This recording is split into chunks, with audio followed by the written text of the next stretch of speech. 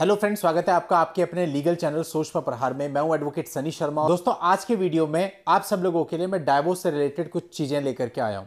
दोस्तों देखिए, डाइवोर्स एक ऐसा केस होता है जहां पर हस्बैंड और वाइफ एक पर्टिकुलर समय पे आके डिसाइड कर लेते हैं कि मुझे सामने वाली पार्टी से अलग होना है, और या तो वाइफ अपनी तरफ से डाइवोर्स फाइल करती है या हस्बैंड अपनी तरफ से डाइवोर्स फाइल करता है। लेकिन दोस्तों, दोनों ही पार्टीज को स्टार्टिंग स्टेज पर इसके कॉन्सिक्वेंसेज नहीं पता होते। ये नहीं पता होता कि आगे चलकर हमारे सामने कौन कौन सी और कैसी कैसी परिस्थितियां आएंगी, और कहीं ना कहीं बाद में आप पछताते हैं। तो दोस्तों, अगर आप ये निर्णय कर ही चुके हैं कि आपको एक दूसरे से डाइवोर्स लेना है, तो पहले आज के वीडियो में बताई गई 10 बातों को अच्छे से ध्यान में रख लें, इस पर सोच विचार कर लें, स्ट्रेटेजी बना लें। उसके बाद अगर आपको सही लगता है तो डाइवोर्स की पिटीशन को फाइल करें। तो दोस्तों, इन शॉर्ट में आपको आज की इस वीडियो में डाइवोर्स डालने से पहले ध्यान में रखी जाने वाली 10 इंपॉर्टेंट बातों के बारे में बताने वाला हूं।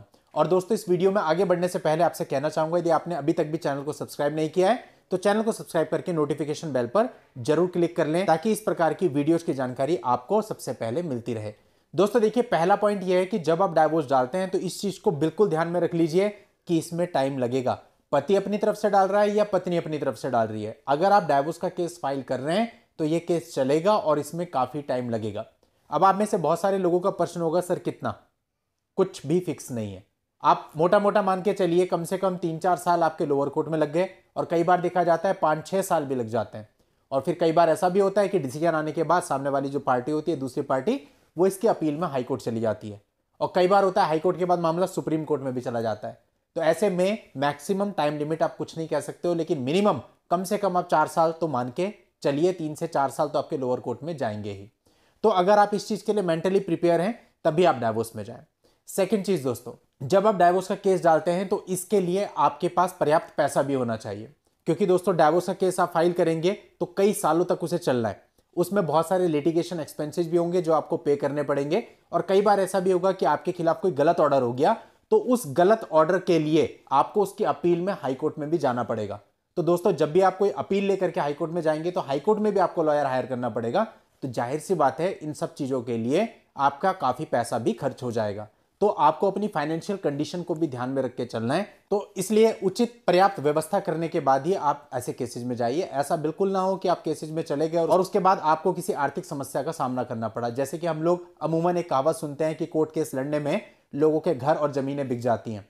और दोस्तों, कुछ लोगों के मामले में सत्य भी होता है। वो मामले होते हैं जहां पर वो लोग पहले से इस चीज को एनालाइज नहीं करते, पहले केसेज हो जाते हैं, लेकिन बाद में जब ये चीजें उनके सामने आती हैं तो उनके पास ऑप्शन नहीं होता, क्योंकि उनके पास लिक्विडिटी नहीं होती, तो अपनी एसेट्स को बेच बेच करके पैसा उनको वहां पर लगाना पड़ता है।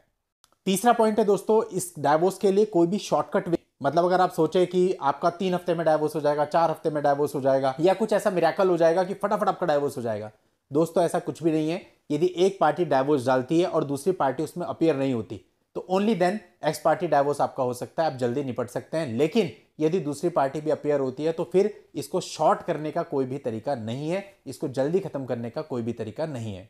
फोर्थ पॉइंट दोस्तों, अगर आप डाइवोर्स का केस डालते हैं, चाहे आप पति हैं चाहे पत्नी है, तो डेफिनेटली और केसेज भी साथ में शुरू हो जाएंगे। फॉर एग्जांपल, आप हस्बैंड है, आप केस डालते हैं तो उधर से वाइफ मेंटेनेंस का डाल देती है, या कई बार आपने देखा होगा डीवी का डाल देती है, कई बार 498 डाल देती है, और कई बार चाइल्ड कस्टडी को लेकर के इशू आने लगते हैं तो चाइल्ड कस्टडी का केस भी पति या पत्नी में से किसी के द्वारा फाइल कर दिया जाता है। तो कहने का मतलब है, और बहुत सारी लिटिगेशन प्रोसेस भी स्टार्ट हो जाएगी, तो इसके लिए भी आपको मेंटली प्रिपेयर रहना चाहिए। पांचवा पॉइंट है दोस्तों कि जो बच्चा है, बच्चे पर इसका बहुत बुरा प्रभाव पड़ता है। आपका बच्चा, स्पेशली अगर वो 5 साल से ज्यादा है और 12 साल के बीच में, तो इस एज का जो बच्चा होता है वो सारी चीजों को देखता है और समझता है, और उसके मन पर, उसके कोमल मन पर इन चीजों का बहुत ही नेगेटिव प्रभाव रहता है, जो जीवन भर उसके साथ बना रहता है। तो इस चीज को आपको ध्यान रखना है, बहुत ही इंपॉर्टेंट बिंदु है। अगला पॉइंट है दोस्तों, आपकी ना एक अलग प्रकार की, या आप ये कहें एक बैड इमेज सोसाइटी में चली जाती है कि भाई इसका डाइवोर्स केस चल रहा है। देखिए, हम इंडियन सोसाइटी में रहते हैं, यहाँ पे आज भी इतनी ज्यादा खुली हुई सोसाइटी नहीं है कि इन चीजों को एकदम से स्वीकार कर ले। तो अगर आपका डाइवोर्स केस चल रहा है तो आपको एक हीन भावना से देखा जाता है। अगला पॉइंट है दोस्तों, सातवां पॉइंट है कि इसमें आपकी एज निकल जाती है, क्योंकि देखिए 30 में तो आजकल मैरिज ही होती है ऑलमोस्ट। फिर मैरिज होने के बाद क्या होता है, कुछ समय आपका केस चला, 4 साल 5 साल केस में चले गए, आपकी एज 35-36 हो जाती है, कई बार और ज्यादा भी समय लग जाता है। तो ऐसे में फिर आपकी एज का एक बहुत बड़ा पार्ट निकल जाता है, और आप एज के उस पार्ट पे आके खड़े हो जाते हैं जहां आपको लगता है कि अब मैं बुढ़ापे की ओर जा रहा हूं। तो ये भी आप बात को ध्यान में रखिएगा, क्योंकि जब तक डाइवोर्स होता नहीं है तब तक आप दूसरी लाइफ स्टार्ट नहीं कर सकते। अगला पॉइंट दोस्तों, 8वां पॉइंट, आपके नाम के सामने एक टैग लग जाता है डाइवोर्सी का।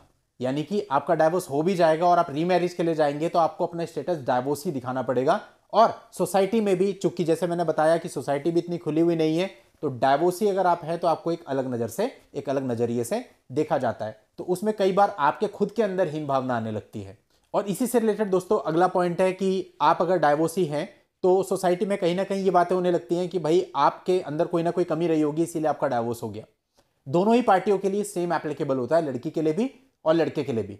समाज वाले आपके सामने नहीं बोलेंगे लेकिन पीठ पीछे सब बातें करते हैं कि कुछ ना कुछ गड़बड़ रही होगी इसीलिए डाइवोर्स हुआ है, भले ही वास्तव में ऐसा ना हो।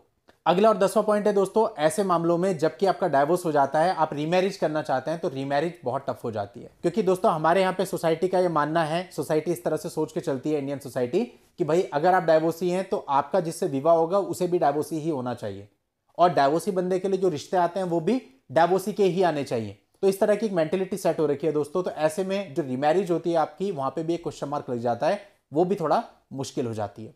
और दोस्तों अगर रीमैरिज हो जाती है तो उसके बाद भी प्रॉब्लम आती है, क्योंकि अगर आपका आपके नए पार्टनर के साथ कोई भी डिस्प्यूट होता है तो वो बीच में आपके पुराने वाले रिश्ते को ला करके खड़ा कर देता है, उसको लेकर के आपके बीच में टॉन्टिंग वगैरह होने लगती है। तो कहने का मतलब बहुत सारी प्रॉब्लम्स होती हैं। इन शॉर्ट आप ये कहें तो डाइवोर्स में जाना, डाइवोर्स की प्रोसेस चलाना और डाइवोर्स के बाद भी लाइफ बहुत ज्यादा अच्छी नहीं होती है। तो इसलिए दोस्तों मेरी सलाह यह है कि आप लोगों को कोशिश करनी चाहिए अपने अपने रिश्तों को बचाने की। फिर भी आपको लगता है कि रिश्ता नहीं बच सकता तो म्यूचुअली आपको अलग हो जाना चाहिए। इससे लिटिगेशन भी नहीं होता, आपका टाइम भी बचता है, आपका पैसा भी बचता है, आपके बच्चों पर भी ज्यादा बुरा प्रभाव नहीं पड़ता है और आप अपनी लाइफ में आगे भी बढ़ सकते हैं। तो कई सारे फायदे आपको इस म्यूचुअल डाइवोर्स के मिलते हैं। कंटेस्टेड डाइवोर्स आपके लिए केवल आखिरी रास्ता होना चाहिए। तो दोस्तों आज की इस वीडियो में इतना ही। नेक्स्ट वीडियो में नई लीगल जानकारी के साथ मैं आपसे फिर मिलता हूं। तब तक के लिए goodbye and thank you for watching. Take care.